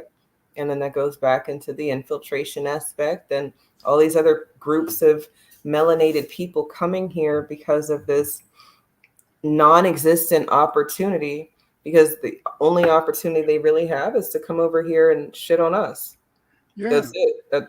Outside of that, they're not getting the white privilege that they think that they're getting, as much as I've read that there's overseers that were Black that were more harsh on the enslaved people than the slave master. And that could only be on some, I like being the favorite, or please don't whoop on me, so I'm going to show you that I really mean it on them. And Kinda. All of it just... Kind of, but... Here are people with a very complicated story. We do. Then they try to just push everybody else's complications on us, and we have to be strong enough to say, that's not us. Yeah, your story is, that is a story. And you are a person who needs some time to deal with that. You need some repair too.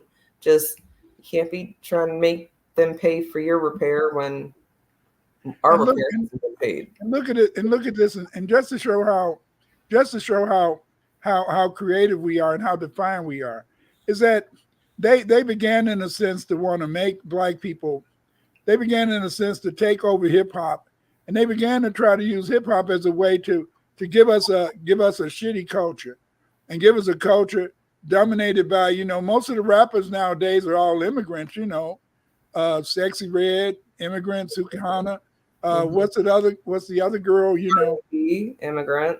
Yeah, they just about all immigrants. And so they trying to perpetuate a culture, but then what do? The vast majority of Black people say, well, I'm not even listening to the radio. I'm going back to soul. I want to hear some Dusties. You see? And so then that just shows in a sense how they try to project upon us this foreign culture, this immigrant culture, this culture of degeneracy. And, we rejected it, and the point is this, is that they weren't able to do it. Sexy Red, she had 2 million followers on online, and she can't sell any records. I mean, her shows, she had to call off a lot of her shows because nobody coming to that ish. And she's gonna make some what's that, lipstick or something, brown shit or gonorrhea, and all sorts of degenerate behavior. Yeah. And yet they expect us to accept that stuff. No, we're not going to just accept that degeneracy. That's why we'd rather look at a Eve. We want to look at somebody, a Black woman who in a sense exhumes. Yeah. Just because you're wearing a t-shirt, that doesn't take away your elegance.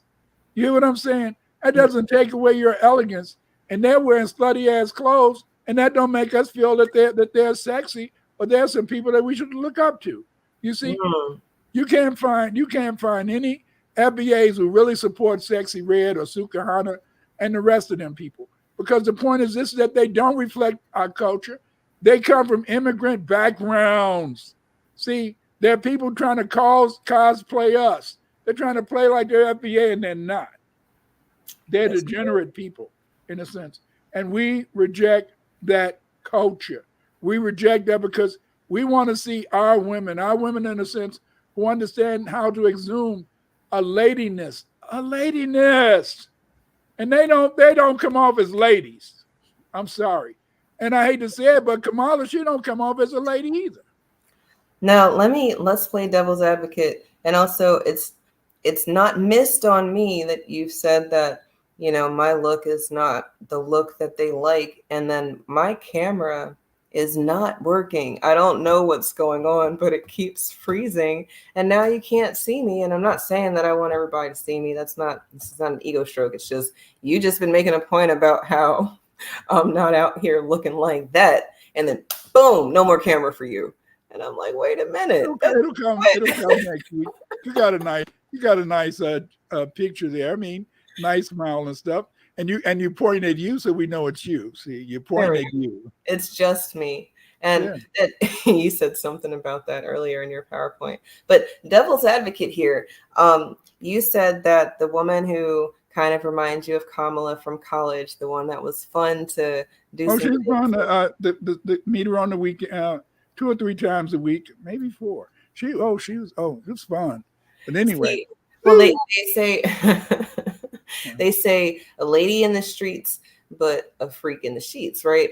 And maybe, because I've had this thought for a long time, I think that maybe it's the schizophrenic aspect of that might have made you not trust her. Like if she was just not how you would have expected her to be when y'all were around each other privately, and then in public she's some kind of other way, then maybe you just gotta wear it with your chest, and then people will accept you honestly. No, I was already in love with my wife, but I was at college and she was at home. So I mean so there is that might be the only. No, I'm just saying. It is the truth. Kamala, if she got to right now, they're saying that even if she is a hoe, because remember Judge Joe Brown came out and was like, nah, she's a hoe. And I know she's a hoe because I've been around hoe. Like it's been very hilarious. You can smell it. I don't believe this, but you can smell a hoe. See, and y'all have all these identifiers, but then what's happened is mainstream has said, fine, so what, she's a hoe. She's gotten to where she is doing her thing, and women have to use what God gave them to get ahead because it's not a fair world out here. And that's what they say. Did that, and I'm like, wow, she gets the access codes to blow shit up in our country's name because her qualifications was that she was the best hoe out there. That's strange. I mean, but it's the American way. Right, I was about to say, is that the American way? Yes, it's the on American your back way. and by any means necessary. On your back and by any means necessary. Because think about it. Is that we live. This isn't a democracy; it's an oligarchy. And because the fact it's an oligarchy, it's a place where the rich run everything. Remember, every now and then, only the rich could vote at first. Then they'll bring in a few men. Then out west, they brought in the women. But that was just in a sense subterfuge. It's just like now. Many people are upset. At us because the fact, in a sense, is that a lot of us say we like some of the conservative ideas of Trump because Trump says he's going to get rid of all the immigrants, but we're not going to vote for Trump, and many of us are going to vote for the couch, and so many people are upset about that, and I'm going to tell you, all of the elites are very upset. Because, see, they got to have something. See, if we don't vote, they won't have those large numbers on the day, you see. But they used the fact that we were going to vote to steal the election. from Biden, because Biden didn't win that election. No, Mhm. Biden didn't win. But the point is, this is that because of the fact there were so many black people that was going to vote for Biden, then they could pretend, oh, all these black people voted for Biden, and that's how Biden won. And see now they have a problem. They have a problem. We're saying that we're gonna choose the couch. Because we're saying we're going to choose the couch. They don't know how to steal this. And because they don't know how to steal this election, that's why they keep trying to use violent means. Oh no, they know how to steal it. No, they don't. I'm gonna tell you, they did it last time. They did it last time, but they did it by saying that black people voted for Biden. Right. I'm gonna tell you the whole truth though. That's the half truth, right? Because they always tell you the truth. What happened is these daggum voter mail-in ballots, because at this point anybody can vote. And I just watched a video it was in Dallas at an election training facility, and they were talking about how to get these homeless people, and if they don't have an address, you need to sign them up at the church, and just step by step how to get people who might not have the privilege to do these things. And it was just feeling very fraudulent. Like maybe they would fill out some ballots for people who hadn't voted that are registered to vote. It's check that. Like, oh, that's a great. Yeah, I'm glad I asked that. Is that something we can check? I'm voting for the couch, so there better not be a fucking ballot out there with my name on it. Is there a way that I can check that? Yeah, you can. Sometimes they'll publish the.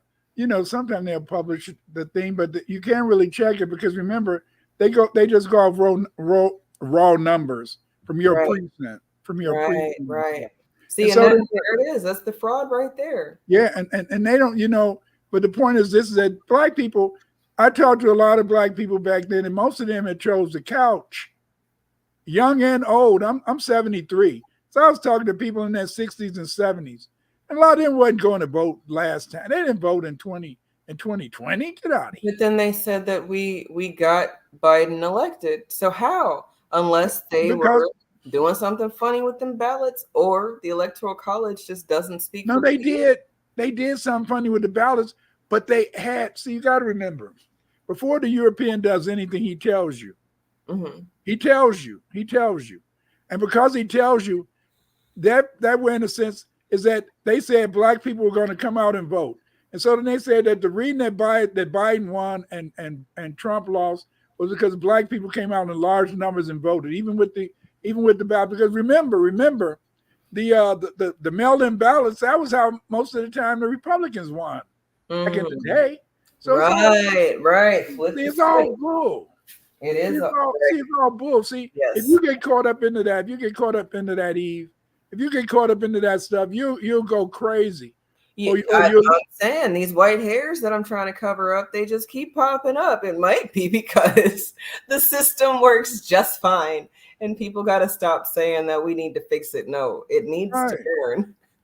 It works just fine because listen. Neither one of the candidates, we didn't choose them. Just like I'll use Obama as an example. Obama came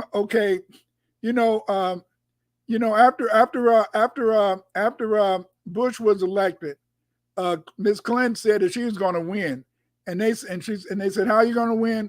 We're going to win she said, we're going to win. I'm going to win off the black vote. They said, are you going to win off the black vote, huh? So those people in California said, we got to find us a Negro to fight them. And so the next thing you know, out of nowhere, Obama ends up in Chicago. Wait a minute. And then they had just had a special. They had just had a special on PBS about Trinity Church, the most powerful church in Chicago back in the day. And what does he come in? He goes to Trinity Church. They was even able for the first time in history to get Oprah to support him and stuff like that. It's all bullshit. It is. It's all bull. That's why. Go ahead. I'm sorry. Well, I mean, it's kind of reminding me of the gangs, the red and the blue. I mean, you got the Catholic Church, you got other religious groups with these colors in these places. Two wings, same bird. We need to give them back their stuff. white ice is not colder. And you got Dr. Winters on here, and his goddamn name means my shit is going to hit in a way that you didn't expect. It's cold. And cold-blooded, baby. Cold-blooded, baby.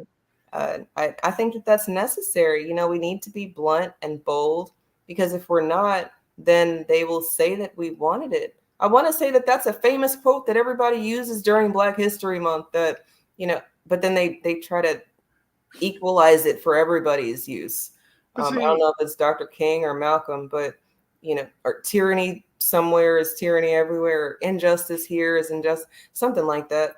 I'm not good with quotes, but they always use us for them, and then we can't use us. Malcolm said by any means necessary, but he didn't. Look at you the whole time, Kamala. Look at you. You cannot be but what you are. My name means cold-blooded. That's why I just say blunt. I'm blunt. You're Eve. That means in a sense that because you're Eve, that means a lot of times you're going to present ideas to the community that they're not going to understand. Because see, Eve is a creative force. Eve, in a sense, means that it's a beginning. And so then it's kind of scary. And that's why a lot of times, in a sense, people in a sense want to just bypass you. They want to ignore you, but they can't ignore you. You see what I'm saying? They can't ignore you, but then a lot of times people will try to say, oh, that's just Eve. That's Eve. Think about it. But see, you are what your name is. You can't help it. I can't help but be blunt sometimes. I don't want to be blunt. That is too funny. But that's like what I was saying. Some of these things are predestined. And as much as I don't like saying that we don't have a choice in things, some things we don't. There's no way for us to be able to pick up on an energy of a word so strongly that our identity is related to it. Like our knee baby is mighty. Yeah. He has the mightiest appetite. He has the mightiest personality. He has everything about that boy is mighty. His name is mighty. It's so strange that who knew that this was how he has the mightiest. Did I say appetite? We talked about him rubbing his belly. It's so crazy how they run with it before they even know what it means. So clearly they must have chosen it. And then people go and say, I'm going to change my name. I'm going to be somebody else. I'm going to do something else. And it just seems to be unnatural. Like your name was chosen for you. You chose it before you got here. And then you had second thoughts. You didn't really want to be here. You didn't really want to do that. But it's all complicated. It's all complicated. Just like they say you choose your mama. Damn, well, hey, I wish I would have chose a damn rich mama. But the thing is, this is that, you know, but these things have a reality, you see. And so that's why when people say, why are you talking about Kamala and the name? Because the name is so beautiful in the sense that when you say that word, the same thing when you say Diddy. When you say Diddy in a sense, when you say Diddy, that name in a sense evokes a lot of different feelings. It can among some people it makes them feel peaceful, whereas among other people it makes them feel fearful. You see what I'm saying? But you only know people through your interactions with these people or your lack of interaction. See, just like me, I do not have a right to judge Kamala as a thought, as a horror. But because the fact that we know that's how she made it with downtown Billy Brown or something, you know, then we can say that. Well, it's a self-identity at that point. If people want us to accept them who they say they are, then they have to be comfortable with what that means. That's why I don't have an issue with the transgender as much as I do not like you saying that you're something that you're not.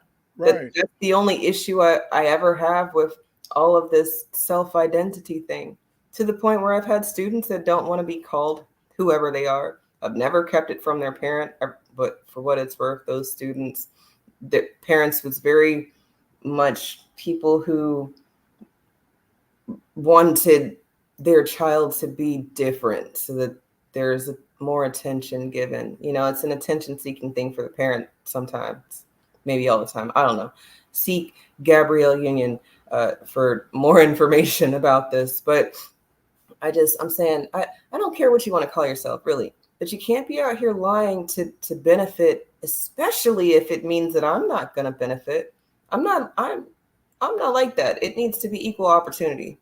And since it's not, then that needs to be equal opportunity. We can't all be following the rules and then nobody's following the rules. That's strange. Black America's the only people who actually follow the rules. Everybody else cuts ahead. That's right. But you got to remember, sneak. They do all this other shit. You got to remember is that everything. I mean, now they're coming out saying that these cereals like Cheerios and Frosted Flakes, they're putting female hormones in it and all type of stuff. They're doing all type of things to mess up your mind, and they're doing these things to mess up your mind and the mind of your children, and you don't even know. You don't even know, in a sense. And so then, if they're giving your kids these various hormones, then that is just, what do you do? How do you get away from this? How do you save your child? The way you save your child is you do things that make sense. For example, we've come through chattel slavery where they didn't want to feed us, but they had to because they wanted us to work. So if we've existed in conditions like that, then we can eat some GMO cereal. You can eat bananas with no seed. You can eat grapes with no seeds. Black people are not going to be messed up from this stuff if they do things that make sense, such as you can't spend 12 hours a day on the computer. Yeah. That doesn't make sense. You can't not go outside. That doesn't make sense. You can't not want to get your body warm because you might have to run. Like, just think about back then. If it was a moment's notice and you had to go, is your fat ass going to be able to go? Not you, but I'm just saying most of Black You're people. right. You're right, my fat ass. I'm not going to be able to run. But I'm not. But I wasn't. Yes. And that's, people be like, Eve, you're being so mean. I'm not trying to be mean. It's just, I'm just the truth. Say whatever it is. And then the truth. When we do these things, when we are preventative, when we're taking care of ourselves, and then, you got to eat to live, eat to survive, whatever. You have to nourish your body. But the doing these other things, I'm sorry, I'm tongue-tied. These other things help your body regenerate itself because it's alive. Everything on you has the ability to be new later if you give it enough time. Yeah, because I thought we were going to have a revolution, so I wanted to feed my boys a lot of meat so I could make them vicious. Right. I wanted them to be vicious, and they weren't vicious, but I just felt that by eating meat instead of vegetables, they wouldn't be as meek and as mild. I thought if you eat a lot of vegetables and if you're a vegetarian, it'll make you kind of a little meekish. It doesn't mean you won't have strength, because look at those Buddhist monks. I mean, they go and burn themselves up. They can meditate because I know they're strong, but they're strong mentally. But then I wanted to have boys who were going to go out and kick ass, Oh, yeah, I mean, but that's to me, at least, this is what I've learned. The delectable Negro, and just not, even if I had never learned about that, white people do the strangest things with things that they want to dominate and or take on its essence. So the best way to do that, unless you're trying to bathe in blood, and I know that there was people out there doing that too, but they would eat it. So then it's like, you want to be carnal, you want to be primal, you want to be feral, then you would do some animal stuff. You'd eat the red meat, eat it raw, shit, whatever, get not good at animalistic with it. But no, most Black people burn their steak. My grandmother, she used to get eat raw hamburger. She used to somehow season it or something. Like, I don't know how the hell she did it. I don't know what she did. Them grandmas. Now she told my sister her secret recipes, but she wouldn't tell anybody else. But my grandmother, she could cook some good food, boy. I know those white folks, they used to eat some good food because she was cooking for them. But again, Yeah, but again, in the sense is that it's images, it's symmetry, and it's symbolism. But names are important, just like you said with your son Mighty, and how he acts that way.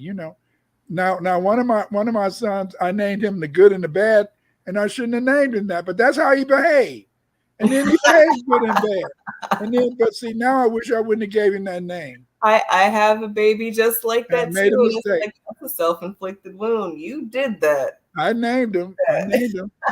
So I have to take the responsibility. I had to take the responsibility. But again, in the sense is that I didn't really. I was young. I mean, I was young. I didn't have any teachers to teach me anything. The only thing, black people wasn't. My parents and others, they weren't really metaphysical. I mean, the only metaphysical people I knew back then was the black Hebrews and stuff. Mm. And so then but the thing is, this is that knowledge. What do you know? Wisdom. It's just like our history is a boule history. It's a boule history, and so I'm outside history. What are you talking about? You're outside history. I'm outside history because my parents were construction work. My father was a construction worker, and my mother was a housewife. Most of these other people, Paul Ropes and the rest of these people, they had people in their families who were preachers or had other type of income, freedom. See, freedom. See, I'm a free black man today. Why? Because I got a pension. Hey. And so all praise on to God. I got a pension, so I'm a free black man. But earlier I was in a sense an enslaved teacher. You see, but Right. No, but I know you're laughing about it, but it's real. Anybody punching a clock right now yes, is enslaved to right. time, because we're not allowed to use our time the way that best works for us. I was just talking to Yoshi about this earlier today. If he weren't a person who existed outside of the system, then he wouldn't be as productive as he is, because his best hours are when other people are doing other things. And then from there, trying to force people into these boxes because of, again, this full circle. It goes back to public school. They've indoctrinated and taught people to exist in these unnatural schedules, which is, you can't work how you work best. You have to work how I say you work. For example, students who like to move around, that bothers the teacher. Some of those children really are paying attention. They need to be doing something. They can't just sit in the seat and just listen to somebody drone on and on. That's boring. But you can't teach. Because they keep moving around and disturbing the class. It's complicated. It's complicated. It is. Teaching is very complicated. It is. I guess I was generalizing it, but when I started teaching, if you was a man teacher, they gave you the worst classes because you were supposed to be able to do it. But see, today, Eve, today these kids, most of these, it is sad, but most of these kids have, by the time I retired teaching around 2016, most of those kids, they would get upset if a man tried to tell them what to do because it was no men around in the houses. Absolutely. No uncles, no grandfathers. It was just their mama. And a lot of them just didn't feel that they should do what a man told them to do. It was weird. I'm glad I'm not teaching now. I'm glad I'm retired. But I just saw the change. Is that a lot of these kids today, they don't know how to deal with a male, because they've been around nothing but females. Teachers. Let me share this with you. The school that I teach at is run by a black man. And like you said, there's all sorts of implications and stereotypes, and you really have to walk a fine line because they will try to hem you up for any and everything, right? But then from there, people have withdrawn their students because they didn't like the uncompromising, stern, masculine approach. But then get this, the same people, and I don't know all of them, I just know a couple of them, but a couple of them is too many to have regrets.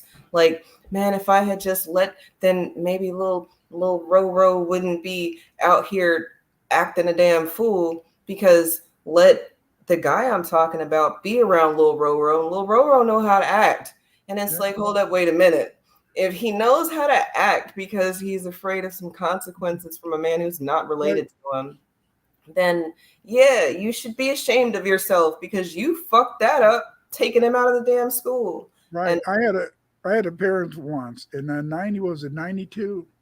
92. 92. And so I said, ma'am, I said, your son is with his cousins, and they're out selling a lot of drugs. So, you should try to talk to him and kind of bring him down and get him to calm down. Because if not, I think he might get hurt. And so then she went to my principal, and she said, blah blah blah blah blah. So the principal said, Dr. Winters, I wasn't a doctor then. Mr. Winters, don't say nothing. Then her son got shot in the head. I knew he was about to say something. Yeah. I knew it. And he got shot in the head. And then in a sense, she said, you told me, she told the principal, you told me. No, he didn't tell you nothing. It was me. But the point is this, is that a lot of times, back in the day, it was so much drug dealing and so many people was having counter lives, where a lot of the parents wasn't paying attention to their kids, and their kids was with their cousins getting in trouble, getting in trouble. Absolutely.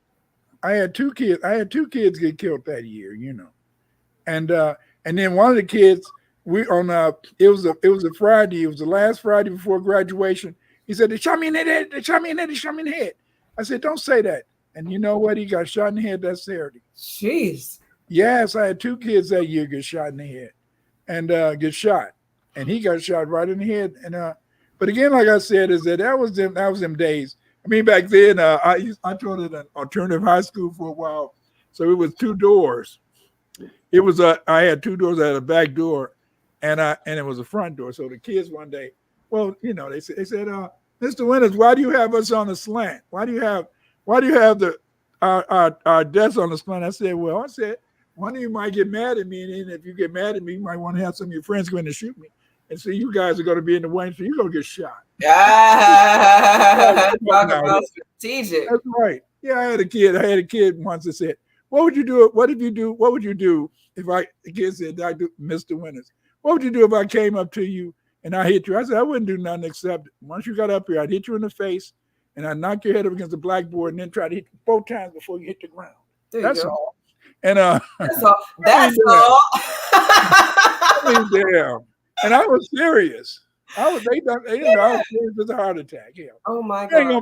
I said to myself, I'm not going to be in here and let a kid whip my ass in front of these kids. They'll all think they can whip my ass. Get out. Thank you, man. Look, jeez. Thankfully, I've never had a child lose their life in a manner as much as it's happened in schools, around me. And some of the students have known people that die, and it's all crazy what children have to go through, and then expected to focus on shit. This was it. It was kind of a middle class school though. We had two schools. We had Bennett and Shed. The big house was Bennett. That's where all of the kids from the ghetto was. And then 3 blocks away was Shed. That's where all the middle class kids were. So those middle class kids, I mean, damn, they wasn't exposed to that stuff, but they still wanted to be around their cousins. And I mean, damn, that was it. And I mean, hell, just crazy. Just crazy. I don't even know if I see nothing wrong with that as much as it just needs structure, and what you said is absolutely true, that parents are busy. And why are they busy? Because they're slave to the system. The system's working just fine. They want us not to pay attention to our babies so that they can be a victim or a puppet, or it's a lot of different roles you can take inside the system to keep it working. You know what I hate? I hated Eve. I hate the fact that I could see a second grader or a third grader as a grown ass adult as their teacher. Now listen to me carefully. Yet I wanted my 8 or 11-year-old, my 7 to 8-year-old kid to be treated like a kid. but they act more adultish. They act more to me when they said a couple of weeks ago that somebody shot a teacher at 7, 8 years old. Yeah, I felt after teaching for 46 years, I felt that the average kid by the time they get 7 years old, they know right and wrong. Let me tell you a secret. I don't know how these other people are out here, but you absolutely have to do that. And the reason is because they will be our not peers, but peers with regards to when they become adults. If they've never had consequences, life's always been super easy, or they've never had to deal with anything hard, that's a fucker. You don't want to deal with those fuckers because it's really hard to make everything else make sense when we're giving courtesies to people who didn't have any home training, and then we kind of allowed it to just fester. And that's why it gets on my nerves when I see these immigrants and since want to teach this stupid shit. Just be weak. No, we fight. Yes, sir. As FBA, we fight. We can't help but fight. And the reason we fight is because these people, they always want to keep threatening us. And because they keep threatening us, we always have to fight. I don't like fighting. And look, here's even more deep. They come from a more melanated area, and they have the fight too. But their fight is a fight where they fighting each other because they don't like the same shit, but they all look like each other. And maybe they don't all look like each other. But over here, we had to be one. Like that's why I can't let go of be one, because it's ours as much as and that's the beauty. They're not like us. Period. That's the beauty. The white man, he said, "You're different from me," and he created critical race theory. I hate you. I want to kill you. I set up a race that you're going to lose. And yet, even though they hate us, even though they want to kill us, even though they want to set up a race that they want us to lose, through the grace and mercy of God, we always found a way to succeed. Absolutely. See? And you got it's crazy. But again, I ain't talk too much. Did you want to have a final comment about what's in the name? Just to the naysayers, you might not have wanted to have a conversation that you see Dr. Winters post on a Wednesday, but if you can get the stick from about your ass, then you might find that it's not as bad as it seemed. And inside of what's in a name, I mean, you have to put some respect on your name, whoever you are, whatever's going down, because right now it's time, like it's past time. And if you don't get with the time, then you'll get left behind. And I'll let you rhyme. Oh, snap, it's still happening. Okay, it's gone. You can't. See, that's another thing about Black people. We don't even be trying and we start rhyming, you know. The point is this: if you're not going to speak up, support the ones who do.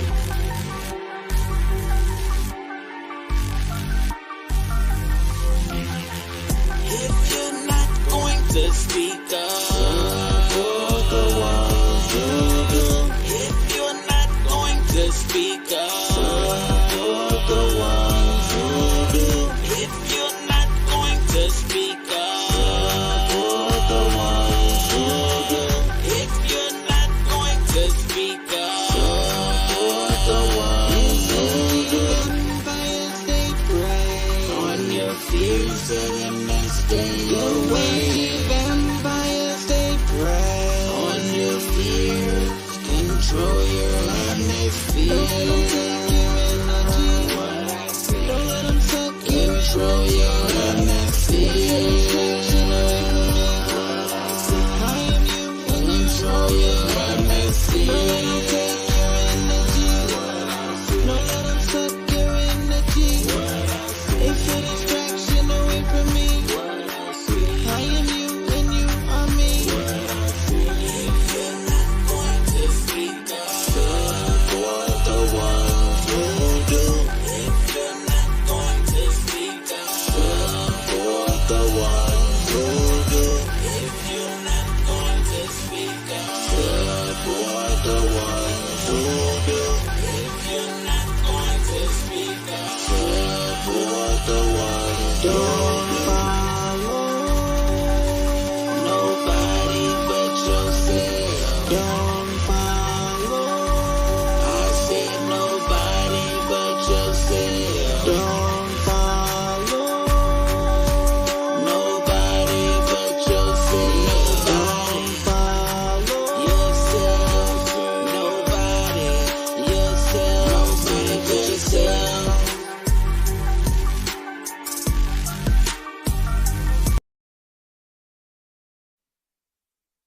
The only thing that can save you is be one, be one, be one.